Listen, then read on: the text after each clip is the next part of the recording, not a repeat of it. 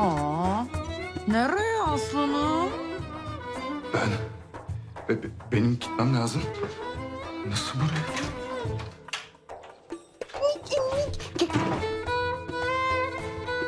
Kerim abi.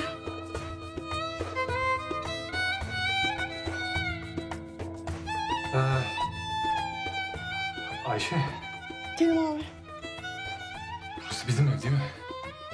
Yani tabii evet. Siz iyi misiniz? Benim şey almam lazım.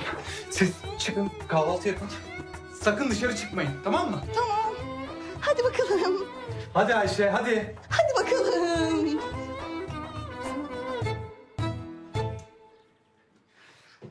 Yürü bakalım.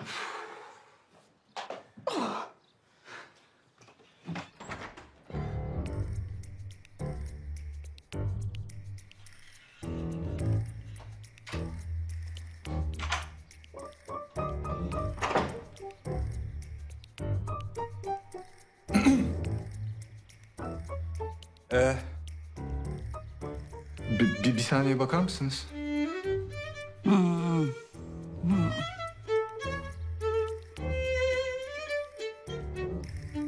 Efendim canım.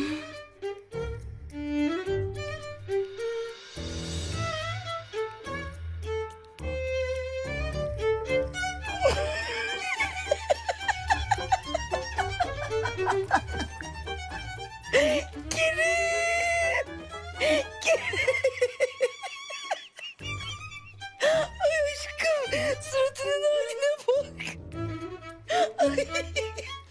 Çok mu komik bu yaptın ha? Suratının halini bir görsen o kadar komik. Ay Allah'ım. Çık çabuk odadan. Çık, şu an çok öfkeliyim bak. Pisliksin sen ya. Yok ol, yüzünü görmek istemiyorum. Çık. Sen bir anlatsana, sen niye korktun o kadar? Ha? Çünkü böyle bir şeyin olma ihtimali var. Sen ondan korktun değil mi? Tabii. Ben genelde böyle tanımadığım kadınları getiririm eve, yatağa alırım filan.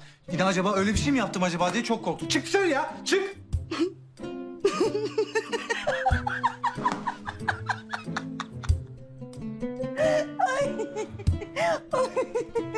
Ay hiç güleceğim ya.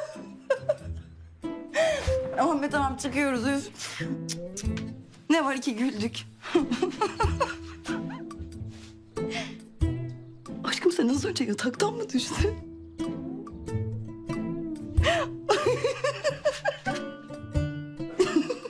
Al canım. Çok güzel geceydi canım. Sağ ol.